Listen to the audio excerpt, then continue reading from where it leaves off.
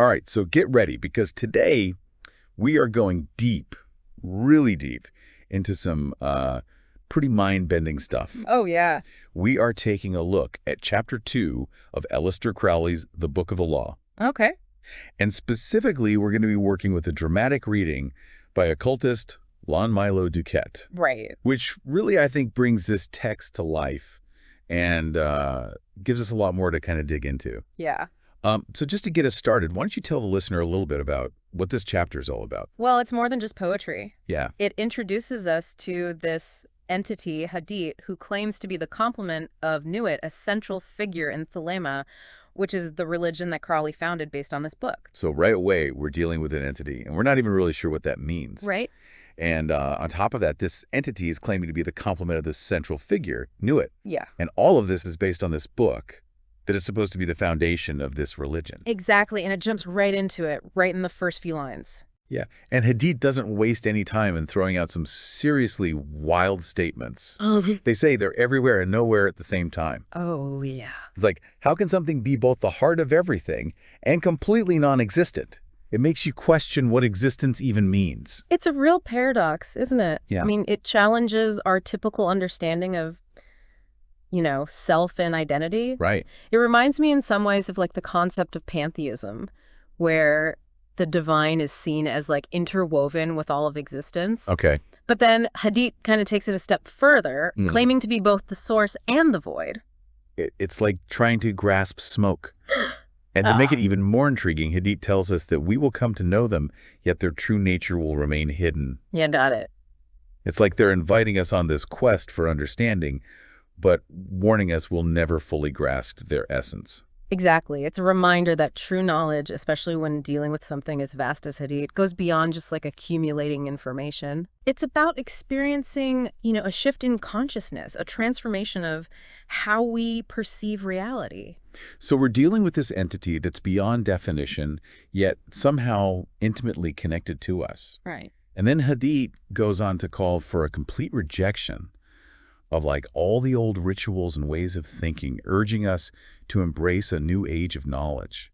Right, and this rejection of the old could be interpreted as a metaphor for personal transformation. Okay. It's about shedding those outdated beliefs and limitations Okay. and embracing, a new understanding of ourselves and the universe. Almost like a spiritual spring cleaning, right? That's a good way to put it. Out with the old, in with the new. Yeah. And then we get this incredible line, I am the flame that burns in every heart of man and in the core of every star.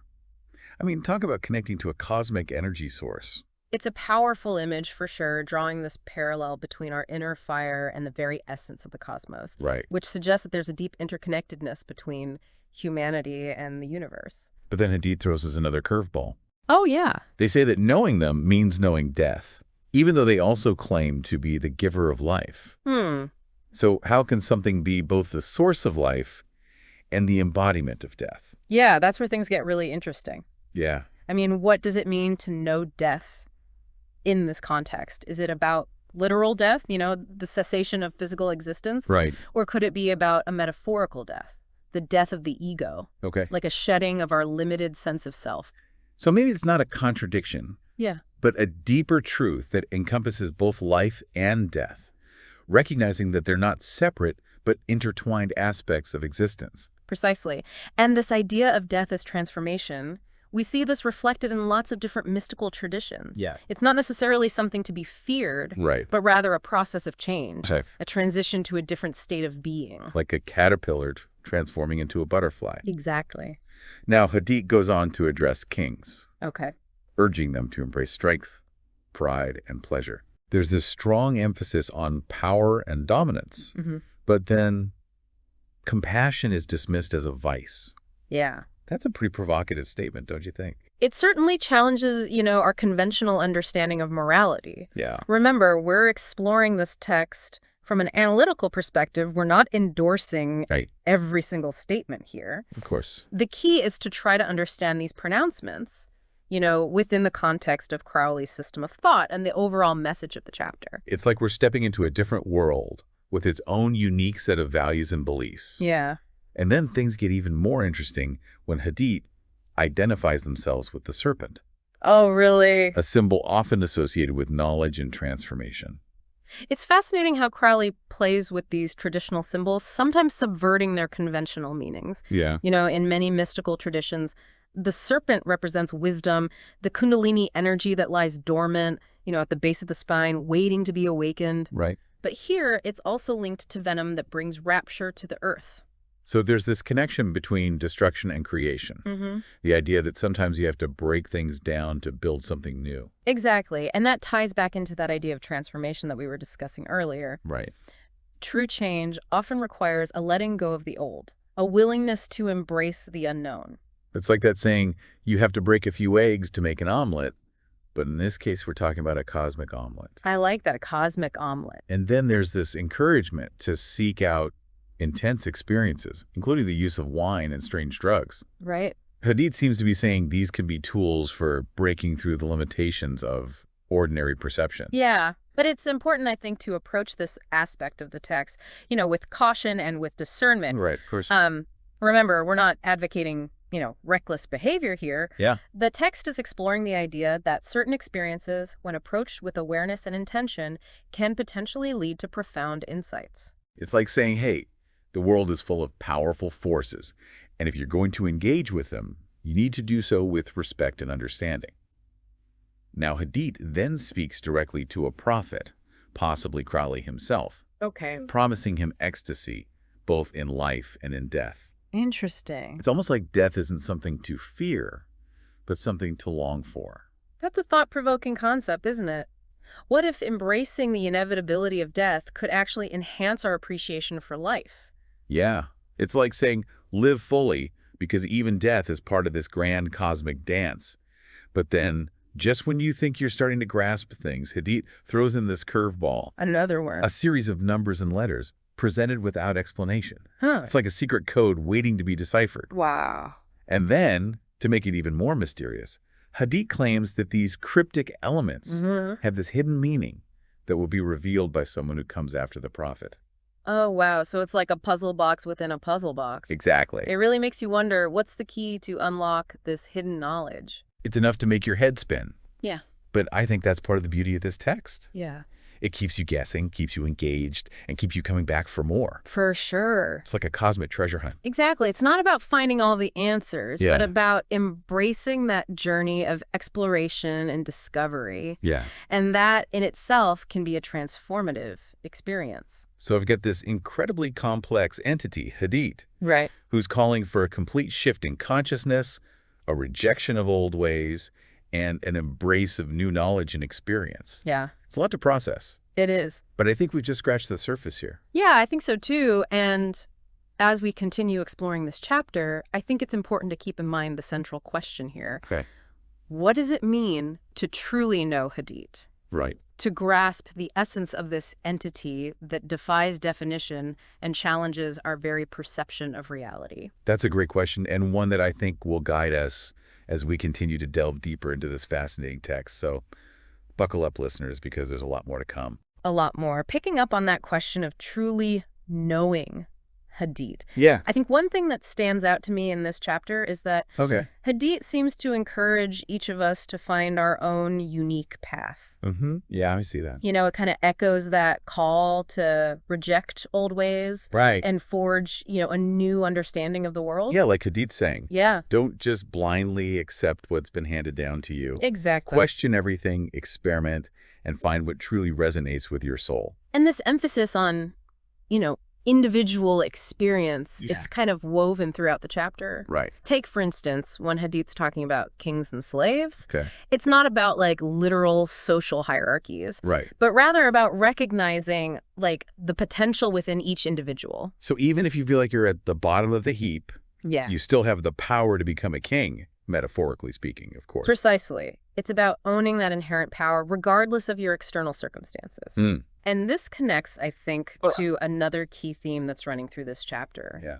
The nature of reality itself. Okay. Remember that line where Hadith mentions an infinite and unknown factor Right, yeah. that skews our understanding of the world? That one really stuck with me. Yeah. It's like saying, no matter how much we think we know, there's always something more, something beyond our grasp. It's humbling. It is. It really is. It speaks to the limitations of like pure reason Yeah. and the importance of intuition and, direct experience. Yeah. We can't always rely on logic to navigate the mysteries of existence. It's like saying the universe is this vast, multidimensional puzzle. Yeah. And we might be able to piece together some parts, but we'll never see the whole picture. Right.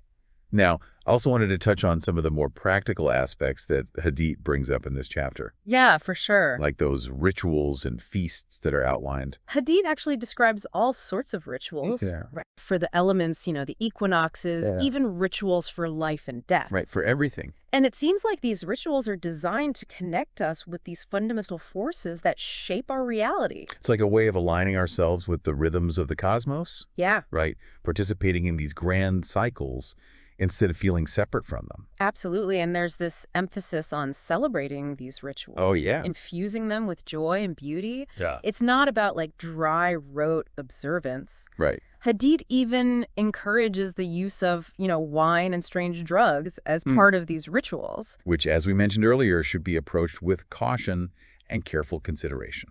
Agreed. Right. It's about finding the tools and practices that work for you on your individual path. Mm-hmm. Yeah, I think that's really important to keep in mind, especially with this text. For sure. Now, I think one thing we haven't really touched on yet is the relationship between Hadith and Nuit. Ah, yes. Hadith does call Nuit their bride. Right. And there is this really passionate language used. It's almost overwhelming at times. Yeah. It's like witnessing a cosmic love affair. It's a really powerful metaphor. Right. Pointing to the interconnectedness of these seemingly opposing forces. Okay. Nuit, who's often associated with the night sky and the infinite void, represents this vast, expansive principle, while Hadith, as the point within the circle, embodies a concentrated, fiery energy. So their union is like a balance then. Exactly. The merging of these complementary forces. Right. Kind of like the yin and yang, that dance between darkness and light. Yeah, exactly. Yeah. And I think we see that interplay of opposites throughout this whole chapter. Yeah. Life and death, joy and sorrow, strength and weakness. Yeah. It's all kind of woven into this grand cosmic tapestry. It really is. Suggesting that everything is interconnected and ultimately part of a larger whole. It's a beautiful way to look at it. It really is. It makes you see the world differently. Yeah, it does. Now, towards the end of the chapter, things get pretty intense. Oh, how so? Hadith speaks directly to the prophet again. Okay. And the experience sounds incredible. Yeah. Almost too much to handle. Hadith even tells the prophet to die. Right, but not in a literal sense. It's more about surrendering to the experience, letting go of the ego. Yeah, like a mystical death and rebirth. Exactly. Complete transformation of the self. It's interesting, though, because amidst all this intensity, there's also like a sense of humor. Like Hadith is almost playing with the prophet a little bit. Yeah. Challenging him, even teasing him at times. Yeah, there's definitely this playful energy there. It reminds us that even like the most profound spiritual experiences can have this element of playfulness. Right. Right. It's not all seriousness and dogma. And then we get that line where Hadith instructs the prophet to exceed. Oh, in everything that he does, to push beyond his limits, to embrace the fullness of life, to really live it to the fullest. Right, exactly. But then there's that warning, death is the crown of all. That's one of the most debated lines in the chapter, for sure. It really is. Some people interpret it literally as an endorsement of death, while others see it as a metaphorical death of the ego. Yeah. Like a transcendence of our limited selves. It definitely makes you think. It does. So we've covered a lot of ground here. We have. From the nature of Hadith and Nuit to the call to embrace individuality, the importance of ritual and experience, and even those provocative statements about death. Right. There's just so much to unpack in this chapter. There is, and it's important to remember, that this is just one interpretation of a very complex and multifaceted text. Right. There are layers upon layers of meaning, and each reading can reveal something new. Yeah, I think that's a really important point. It's a text that challenges us to think critically, to question our assumptions, and to delve into the mysteries of our own existence. Yeah, it's like with this text, you get to choose your own adventure. It's true. When it comes to like interpreting it, There's no one right answer. Right. No single path to enlightenment. Exactly. It's all about, finding what resonates with you and going on your own journey of discovery. And that's what makes it so compelling. It's not like a passive read, you know? Right. It demands that you engage with it and really kind of grapple with these huge questions about, you know, like the nature of reality. Yeah. Consciousness. Right. Our place in the cosmos. Yeah. And speaking of mysteries, I keep thinking about those numbers and letters at the end. Oh, yeah. It's almost like Hadith's giving us this coded message, but then they say that even the prophet won't understand it. Right. So what is that all about? It's like Hadith is dangling this clue, you know, right in front of us. Right. But then saying, like, nope, not for you to figure out. Yeah. Not yet, at least. Try again later. Yeah. And then to make things even more interesting, right, they mention that, you know, someone will come along later who will be able to decode it. So are we just supposed to wait around for this person to show up? I mean, I'm not very patient, so I like to try and figure things out for myself. Well, I think the point is, you know, there are some things that are just beyond our current understanding. Okay. You know, like maybe we need to evolve a bit more, both individually and collectively, before we can fully grasp the deeper meaning of these symbols. So like maybe in the future we will look back at this chapter. Right. And those numbers and letters will suddenly make perfect sense. Exactly. And I think that's kind of the point. Okay. Hadith is inviting us to keep searching, keep exploring, and keep expanding our consciousness. Yeah, I like that. So after all this talk about kings, slaves, serpents, ecstasy, death. Right, strange drugs, lots of good stuff. Yeah, what's the ultimate message here? I mean, what's Hadith really trying to tell us? That's the million-dollar question, isn't it? And honestly, I don't think there's a simple answer. Yeah, but if I had to, like, sum it up, I think it boils down to, like, this.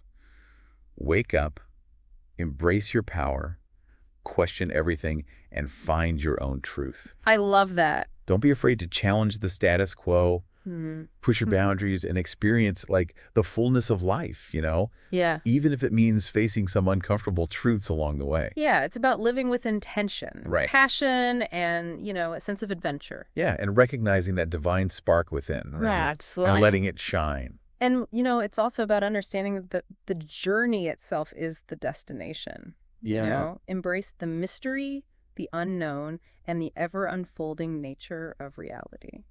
All right, so there you have it, listeners. Chapter 2 of the Book of the Law, a real whirlwind of symbolism, provocation, and humor. Cosmic humor, right? Yeah. It's not an easy read. It's not. But definitely, I think, a rewarding one. And it's just one chapter, you know, in this much larger work. Right. And there are so many layers of meaning to uncover. Yeah, I think that's important to remember. Yeah, and each time you read it, you can discover something new. It's like a well that never runs dry. Exactly. So I want to leave you with this as we wrap up this deep dive.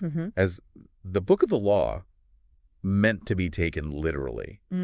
Or is it offering a symbolic roadmap for personal transformation and, like, exploration of consciousness? That's the beauty of it, you know? There's no right answer. Exactly. It's up to each individual to, like, wrestle with these ideas, find their own meaning, and see where the journey leads. I love that. Well, thank you for joining us on this deep dive. Yes, thanks. And until next time, keep exploring, keep questioning, and keep diving deep